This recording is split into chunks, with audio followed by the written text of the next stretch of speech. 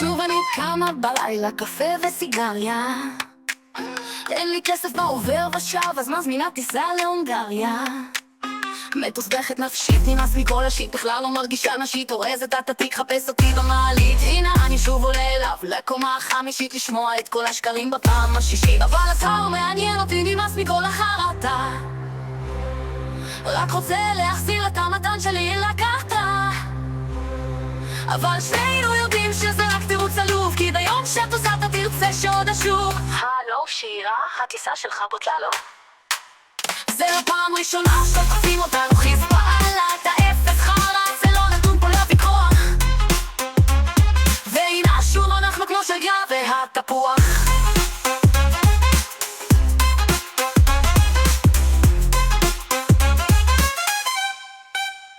תקשיב אני יודעת, אני לא קוטע הוראה. את המקבל לא פוקדת כל חודש בשנה.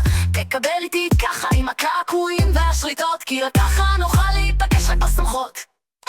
תקשיב אני יודעת, אני לא קוטע הוראה. את המקבל לא פוקדת כל חודש בשנה. תקבל איתי ככה עם הקעקועים והשריטות, כי רק ככה נוכל להיפגש רק בשמחות.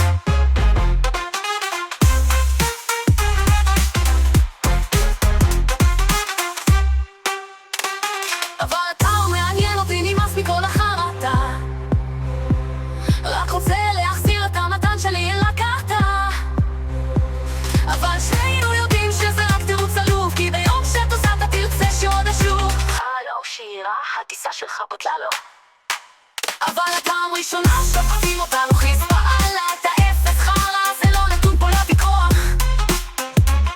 והנה שוב אנחנו כמו שליה והתפוח.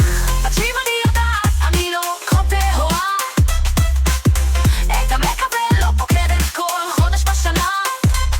תקבל איתי ככה עם הקעקועים והשריטות, כי רק ככה נוכל להיפגש רק בשמחות.